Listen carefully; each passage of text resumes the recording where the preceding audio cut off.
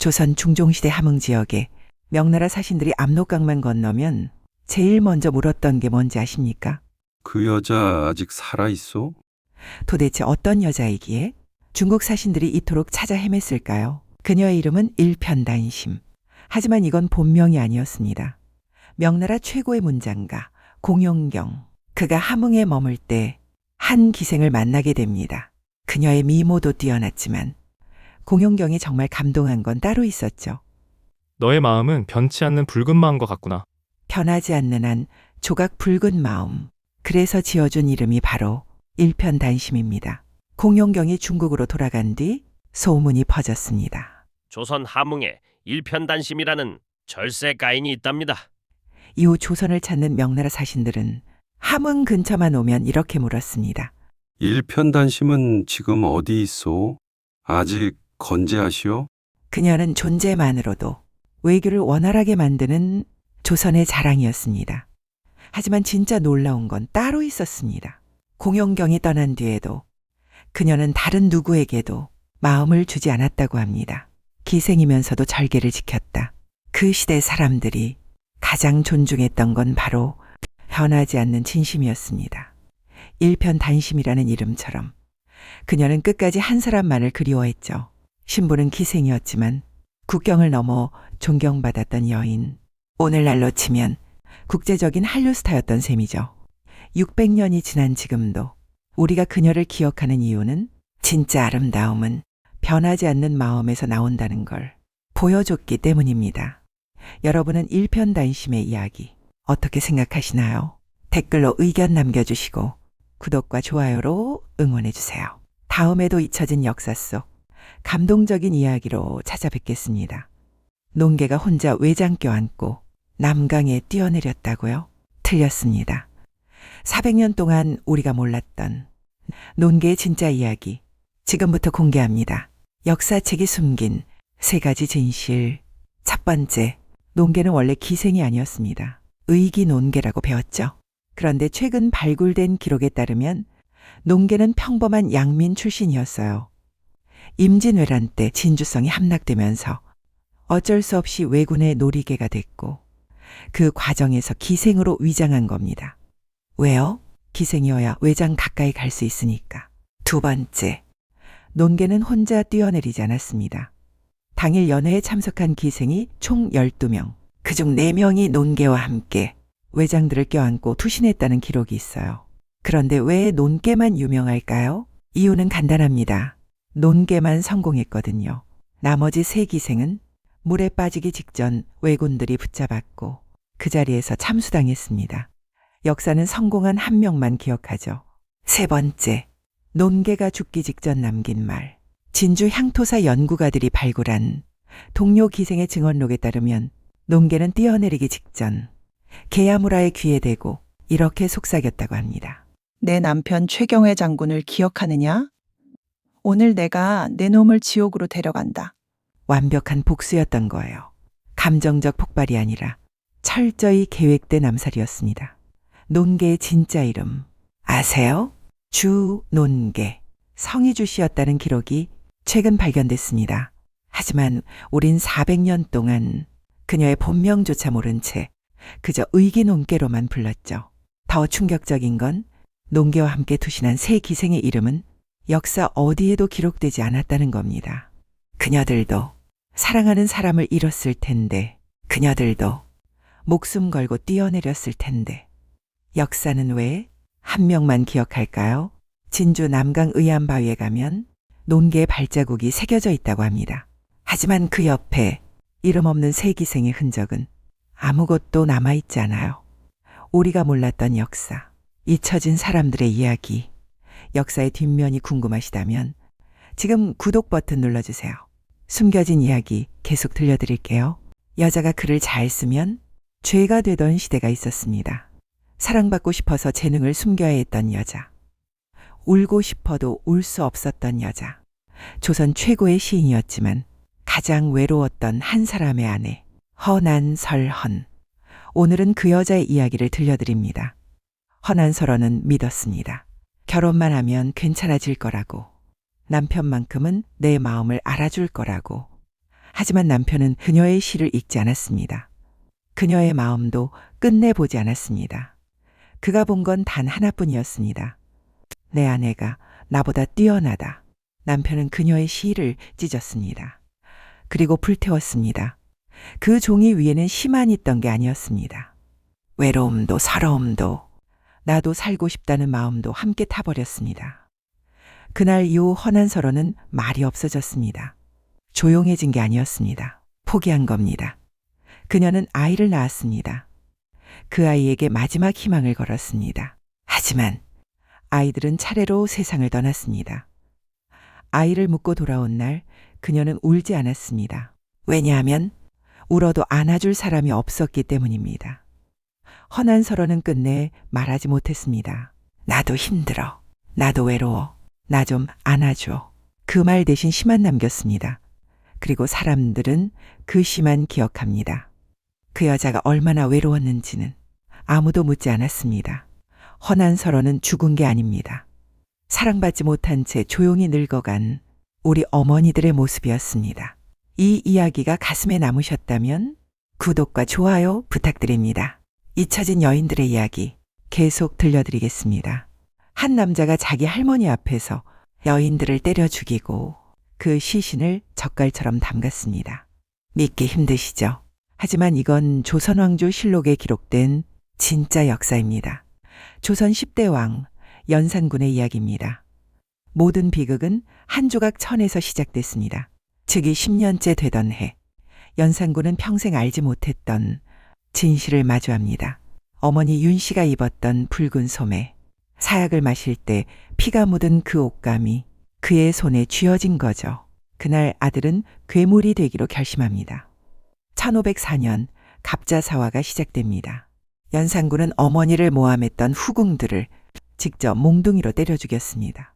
할머니 인수 대비의 침전까지 난입한 그는 차마 입에 담지 못할 일을 저지르죠.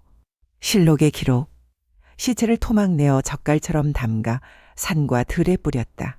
어머니를 향한 지독한 그리움이 조선 팔도를 공포로 물들인 겁니다. 사람들은 그를 폭군이라 부릅니다. 하지만 생각해 보세요.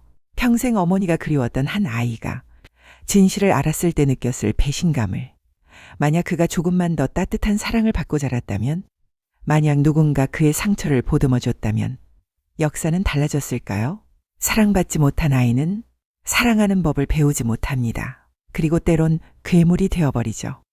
연산군의 복수는 정당했을까요?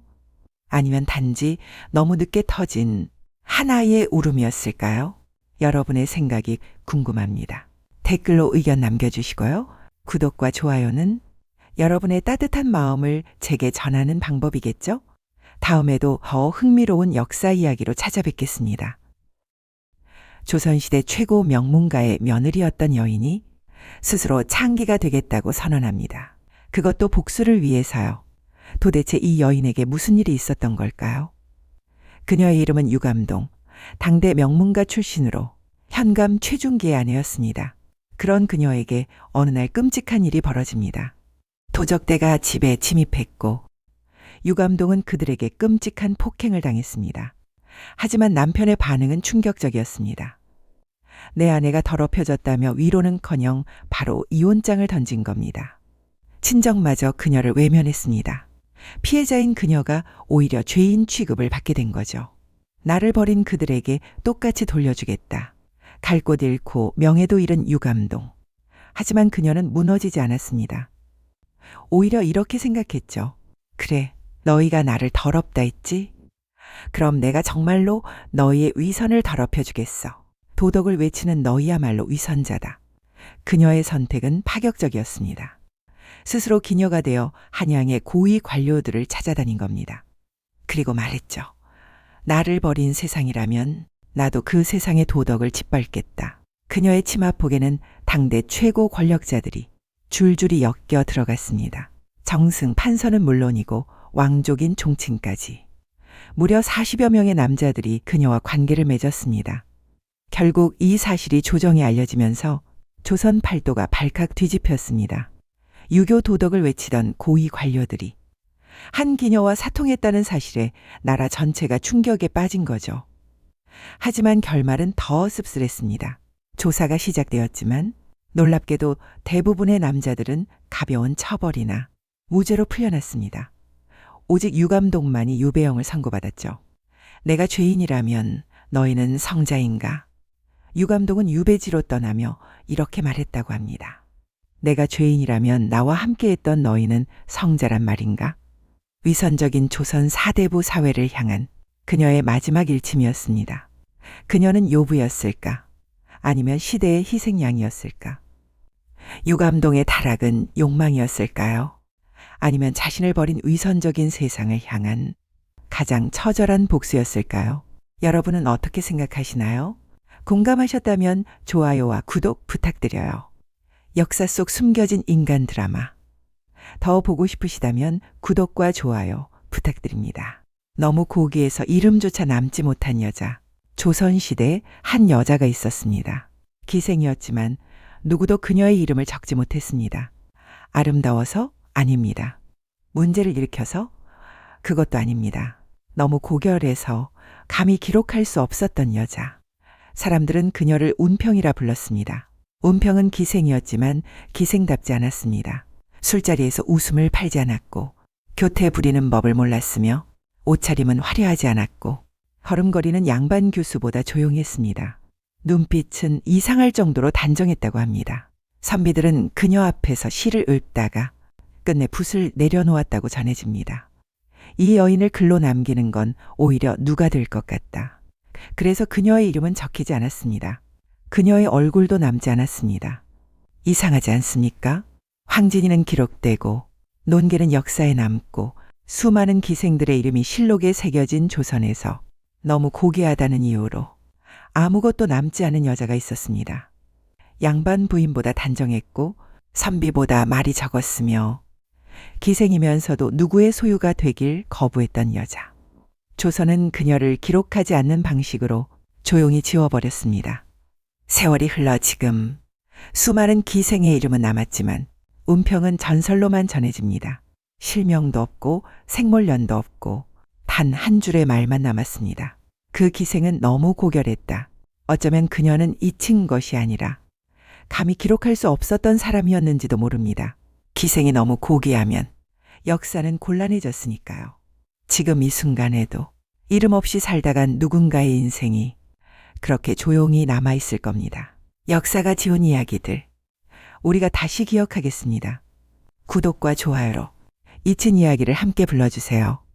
조선판 로미오와 줄리엣, 경순공주와 김차명, 역사가 지운 금지된 사랑을 한 둘의 사랑 이야기. 지금 시작합니다. 당신의 아버지가 내 가족을 죽인 원수라면 그래도 사랑할 수 있습니까? 조선 왕실이 감추고 싶었던 가장 잔인하고도 아름다운 사랑 이야기. 1453년 계유정난, 수양대군은 왕위를 위해 충신 김종서를 무참히 살해합니다. 핏빛으로 물든 궁궐에서 아버지의 잔혹함을 목격한 경순공주. 아버지, 이게 대체 무슨 짓입니까? 충격에 빠진 공주는 궁을 탈출해 깊은 산속으로 숨어듭니다. 그곳에서 만난 한 남자. 서로의 이름도 신분도 묻지 않았습니다. 그대만 있으면 이 산골 오두막이 궁궐보다 따뜻하오. 목숨을 구해준 인연은 사랑이 되었고 두 사람 사이엔 아이까지 생겼습니다. 행복했습니다. 세상이 이들을 알아보기 전까지는. 어느 날 밤 남편이 떨리는 목소리로 고백합니다. 나는 김종서 대감의 손자, 김차명이요. 공주의 얼굴이 하얗게 질립니다. 내 아버지가 당신 가문을 멸했단 말이오? 김차명도 그제야 알게 됩니다. 자신이 사랑한 여인이 바로 원수의 딸, 세조의 공주라는 것을. 두 사람은 칼을 겨누는 대신 조용히 눈물을 흘렸습니다. 복수해야 하는 게 맞소. 하나, 이미 당신 없인 살 수 없소이다. 공주는 결심합니다. 왕녀의 삶을 버리고 죽은 사람으로 살기로. 세조가 딸을 용서하고 찾아 나섰지만 경순공주는 끝내 돌아오지 않았습니다. 권력도 복수도 이길 수 없었던 두 사람의 사랑. 역사가 지우려 했던 조선 최고의 비극적 순애보. 당신은 어떤 선택을 하셨을까요? 이 이야기가 마음에 닿았다면 구독과 좋아요로 응원해주세요. 더 더 많은 감동적인 역사 이야기로 찾아뵙겠습니다. 세종은 왜 단 한 번도 칼을 들 필요가 없었을까? 형제를 베고 공신을 제거한 조선 역사상 가장 피로 얼룩진 왕. 그가 죽기 직전 아들에게 남긴 마지막 한마디가 있습니다. 모든 악업은 내가 짊어지고 갈 터이니 주상은 부디 성군이 되시오. 이 말의 주인공은 태종 이방원이었습니다. 태종은 왕권을 지키기 위해 친척도 공신도 심지어 처남들까지 손수 제거했습니다. 사람들은 그를 잔혹한 왕이라 불렀습니다. 하지만 태종은 알고 있었습니다. 이 피가 아들 세종을 지켜줄 유일한 방패라는 것을요. 왕위를 물려준 뒤에도 태종은 군사권만큼은 끝까지 놓지 않았습니다. 욕은 내가 먹고 비난도 내가 맞겠다. 아들이 백성만 생각하며 정치할 수 있도록 아버지는 생애 마지막까지 앞에 섰습니다. 죽음을 앞두고 조선에 극심한 가뭄이 들었을 때 태종은 이렇게 말했습니다. 내가 죽어 영혼이 있다면 하늘에 빌어 반드시 비를 내리게 하겠다. 그리고 정말로 그가 세상을 떠난 바로 그날 비가 내렸습니다. 사람들은 이 비를 태종우라 불렀습니다. 죽어서까지 아들의 나라를 지킨 아버지였습니다. 그 뒤 세종대왕은 단 한 번도 칼을 들 필요가 없었습니다. 한글을 만들고 과학을 꽃피우고 백성을 먼저 생각한 성군. 그 빛나는 업적 뒤에는 말없이 모든 죄를 뒤집어 쓴 아버지가 있었습니다. 모든 악업은 내가 짊어지고 가마. 이것은 철권 군주의 고백이자 한 아버지의 마지막 사랑이었습니다. 이 이야기가 가슴 깊이 와닿으셨다면 구독과 좋아요 부탁드립니다. 더 좋은 역사 이야기로 찾아뵙겠습니다. 웃음으로 조선을 무너뜨린 여자. 조선 궁궐에는 이상한 법칙이 하나 있었습니다. 울면 살고 웃으면 죽는다. 하지만 단 한 명 이 법칙을 거꾸로 이용한 여자가 있었습니다. 그녀는 칼을 들지 않았고 소리를 높이지도 않았습니다. 그저 웃었을 뿐입니다. 그런데 이상하게도 그녀가 웃을 때마다 누군가는 사라졌습니다. 그 여자의 이름은 장희빈. 그녀의 무기는 단 하나, 연기였습니다. 어느 날 그녀는 이유 없이 쓰러졌습니다. 의관은 병을 찾지 못했지만 숙종은 매일 밤 그녀를 찾았죠. 그날 이후 궁에는 소문이 돌았습니다. 중전의 냉대 때문에 병이 났다더라. 누가 퍼뜨렸을까요? 아무도 모릅니다. 하지만 모두가 믿었습니다. 그녀는 한 번도 화를 내지 않았습니다. 대신 고개를 숙이고 말했죠. 전 아이 뜻에 따르겠습니다. 그러면 신기하게도 다른 사람들이 대신 싸워줬습니다. 저 여인은 억울하다. 중전이 너무 냉혹하다. 장희빈은 아무 말도 하지 않았지만 궁궐 전체가 그녀를 위해 말하기 시작했습니다. 그리고 결정적인 순간이 왔습니다. 중전의 처소에서 주술 물건이 발견됐다는 소문. 칼도 피도 없었습니다. 오직 말만 있었죠. 결과는 중전 폐위, 그리고 장희빈 왕비 등극. 하지만 왕비가 된 순간 연극의 성격이 바뀌었습니다. 이제 그녀는 지켜야 할 자리가 생겼고 웃음은 줄어들고 공포가 늘어났습니다. 궁녀들이 바뀌었고 내관들이 사라졌습니다. 말을 잘못 전한 사람은 어느 날부터 보이지 않았죠. 사람들은 속삭였습니다. 왜 항상 저 여인 주변에서만 사람이 사라질까? 결국 숙종도 돌아섰습니다. 폐위 그리고 사사. 마지막 순간 장희빈은 말했습니다. 전하, 저는 한 번도 칼을 든 적이 없습니다. 그 말은 사실이었습니다. 그녀는 사람을 죽이지 않았습니다. 사람이 사람을 의심하게 만들었을 뿐이죠. 조선 역사상 가장 무서운 여자. 칼보다 무서웠던 웃음의 연극 장희빈입니다. 역사 속 진짜 안타까운 이야기. 더 보고 싶다면 구독과 좋아요 부탁드립니다. 다음 이야기에서 또 만나요. 법보다 무거웠던 사랑. 내관 최습비와 궁녀내은 조선의 임금 중 가장 백성을 사랑했던 왕, 세종대왕. 하지만 그 따뜻한 성군의 얼굴 뒤에는 단 한치의 예외도 허락하지 않는 냉철한 원칙이 있었습니다. 세종 7년, 궁궐 깊숙한 곳에서 말해서는 안 될 사랑 하나 발각됩니다. 그들의 끝은 과연 어떻게 되었을까요? 내관 최습비. 임금의 곁을 지키는 사람이었지만 사랑을 가져서는 안 되는 존재였습니다. 궁녀내은 꽃처럼 피었으나 웃음조차 함부로 허락되지 않았던 여인. 두 사람은 손을 잡지도 말을 건네지도 않았습니다. 그저 새벽 물길을 지나며 스친 눈빛 하나. 비 오는 날 처마 밑에서 나눈 짧은 안부. 오늘은 춥지 않으십니까? 그 한마디에 서로의 하루가 버텨졌습니다.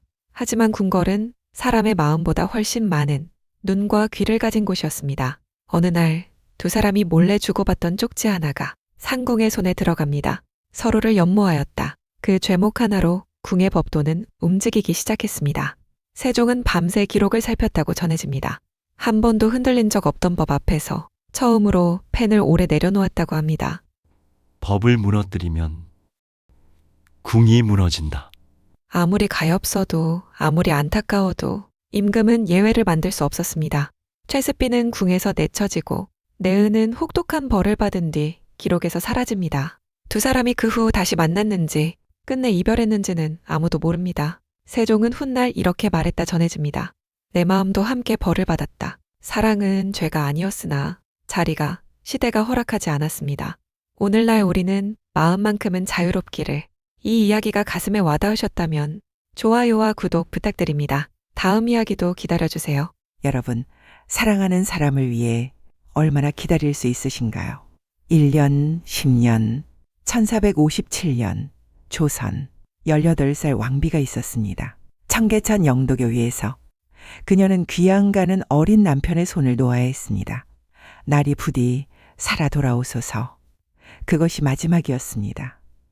손끝에 남은 온기가 영원한 이별이 될 줄은. 절개와 자존심. 얼마 후 들려온 소식. 17 꽃다운 나이에 남편은 세상을 떠났습니다. 홀로 남은 정순왕후.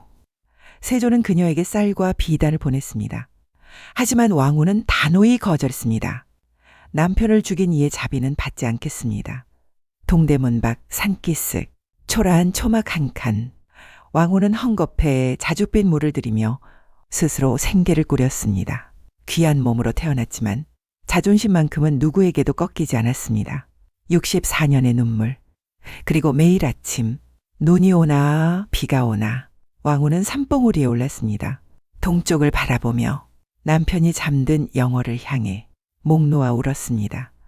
날이 오늘도 그대가 그립습니다. 사람들은 그 봉우리를 이렇게 불렀습니다. 동망봉, 동쪽을 바라보는 봉우리. 20년이 지나고 40년이 지나고 60년이 넘도록 하얀 머리의 할머니가 되어서도 왕후는 매일 그 자리에 섰습니다. 82세, 인생의 마지막 순간. 날이 이제야 당신 곁으로 갑니다. 64년, 단 하루도 당신을 잊은 적이 없습니다. 세월은 그녀의 얼굴을 늙게 했지만 사랑만큼은 18의 그날처럼 뜨거웠습니다. 진정한 사랑이란 무엇일까요? 변하지 않는 마음, 끝까지 지키는 약속, 그리고 죽어서도 함께하고 싶은 그리움. 정순왕후의 64년은 우리에게 말합니다. 사랑은 시간보다 깊고 기다림보다 강하다고. 이 이야기가 마음에 와닿으셨다면 좋아요와 구독으로 함께 기억해 주세요. 당신의 사랑 이야기도 응원합니다. 여러분, 우리가 매일 쓰는 흥청망청이라는 말, 이게 조선시대 한 왕의 광기에서 시작됐다는 거 알고 계셨나요? 오늘은 연산군이 남긴 가장 부끄러운 유산, 그 충격적인 진실을 파헤쳐 보겠습니다. 때는 조선시대 1494년 19 어린 나이에 왕위에 오른 연산군. 처음엔 총명한 군주로 기대를 받았지만 시간이 흐르며 그의 본성이 드러나기 시작합니다. 어머니 윤 씨의 폐비 사건을 알게 된 후 연산군은 완전히 다른 사람이 되어버렸죠. 복수심과 분노에 휩싸인 그는 권력을 제멋대로 휘두르기 시작했습니다. 1504년 연산군은 전국에 충격적인 명령을 내립니다. 15에서 25 젊고 아름다운 여인을 모두 뽑아 올려라. 양반 집안 딸이든 평민의 딸이든 가리지 않았습니다. 심지어 갓 혼인한 신부까지 강제로 끌려왔죠. 이렇게 모인 여인이 무려 수천 명. 이들에게 붙여진 이름이 바로 흥청. 왕의 흥을 돋우고 즐겁게 한다는 뜻입니다. 연산군은 날마다 궁궐에서 연회를 열었고 흥청들은 춤추고 노래하고 술을 따라야 했습니다. 밤낮이 바뀐 생활. 국정은 뒷전, 오직 쾌락만 추구했죠. 백성들의 세금은 바닥났고 국가 재정은 완전히 무너져 내렸습니다. 이 광경을 지켜본 백성들은 분노했습니다. 흥청을 데리고 놀다가 나라 살림을 망청하게 만들었구나. 여기서 나온 말이 바로 흥청망청. 흥청거리며 놀다가 모든 것을 망쳐버린다는 뜻입니다. 한 달 안에 담긴 건 단순한 유래가 아니었습니다. 그건 백성들의 원망이었고 경고였습니다. 사치와 방탕의 끝이 어디인지 역사는 우리에게 분명히 보여주고 있었죠. 결국 1506년 중종반정, 참다 못한 신하들과 백성이 일어났고 연산군은 왕위에서 쫓겨나 유배됩니다. 제위 12년, 그가 남긴 건 무너진 나라와 상처받은 백성들 뿐이었습니다. 그리고 500년이 지난 지금, 우리는 여전히 흥청망청이라는 말을 씁니다. 한때의 쾌락이 얼마나 큰 대가를 치르게 하는지, 그 교훈을 잊지 말라는 역사의 경고인지도 모릅니다. 여러분은 어떻게 생각하시나요? 구독과 좋아요로 여러분의 생각을 들려주세요. 조선 왕실에서 아이를 10명이나 낳고도 단 한 명도 잃지 않은 후궁이 있었다면 믿으시겠습니까? 더 놀라운 건 그 여인이 폭군 연산군 시대를 거치면서도 살아남아 존경까지 받았다는 사실입니다. 대체 어떻게 그게 가능했을까요? 그 주인공은 바로 성종의 후궁, 수계의 홍씨. 그녀는 7남 3녀, 총 10명의 자식을 낳았습니다. 조선 왕실 역사를 통틀어도 손에 꼽히는 기록이죠. 하지만 진짜 대단한 건 숫자가 아니었습니다. 그 많은 아이들이 단 한 명도 죽지 않고 모두 성인이 되었다는 것. 왕실에서 이건 거의 기적에 가까운 일이었습니다. 성종이 세상을 떠나자 조선은 최악의 시대로 접어듭니다. 연산군, 이 시기엔 대신도, 왕족도, 심지어 후궁들까지 하루아침에 목숨을 잃었습니다. 피바람이 불던 그 시절, 왕의 자식을 많이 낳은 것이 오히려 화근이 될 수도 있던 때였죠. 그런데 수계홍 씨는 이 광풍 속에서도 단 한 번도 화를 입지 않았습니다. 그녀의 비결은 단 하나, 욕심내지 않는다는 원칙이었습니다. 자식이 많아도 왕이 다툼에 끼우지 않았고 가문이 강해도 사사로운 청탁을 하지 않았으며 어떤 상황에서도 법도와 질서를 먼저 생각했습니다. 입을 다물고 한 발 뒤에 서고 자신의 역할만 묵묵히 해냈습니다. 그 조용함이 오히려 그녀와 자식들을 지켜준 겁니다. 수계홍 씨는 성종 사후에도 오래 살며 왕실에 살아있는 어른이 되었습니다. 정치에 나서지 않았지만 그 존재 자체가 무기였습니다. 조선에서 가장 시끄러운 시대를 가장 조용하게 건너간 여인. 그래서 그녀는 지금까지도 장수와 덕망의 상징으로 기억됩니다. 조선의 역사는 칼과 권력만으로 쓰이지 않았습니다. 때로는 절제와 침묵이 모든 걸 지켜냈죠. 이런 이야기가 더 궁금하시다면 구독과 좋아요 부탁드립니다. 왕의 어머니이지만 이름 없이 살았던 여인. 영조의 평생 콤플렉스. 조선 숙종시대 궁궐 가장 낮은 자리에서 하루를 시작하던 여인이 있었습니다. 그녀의 신부는 우수리. 궁궐에 모를 깃고 허드렛 일을 맡던 최하층 궁인이었습니다. 이 여인은 말이 적었고 기록도 많지 않습니다. 하지만 조선의 역사는 그녀를 그냥 지나치지 않습니다. 1694년 그녀는 숙종의 승은을 입고 왕자를 낳습니다. 이 아이가 훗날 조선 제21대 임금 영조입니다. 왕자를 낳았지만 그녀의 삶이 달라지진 않았습니다. 출신이 너무 낮았기 때문입니다. 숙빈 최 씨는 정치에 나서지 않았고 어떤 당파에도 기대지 않았습니다. 그저 아들이 무사히 자라길 바랐을 뿐이었습니다. 이 시기 조선 조정은 노론과 소론의 갈등으로 극심했습니다. 왕자였던 영조는 어머니의 신분 때문에 끊임없이 공격받았습니다. 하지만 숙빈 최 씨는 아들을 앞세우지 않았고 스스로를 드러내지도 않았습니다.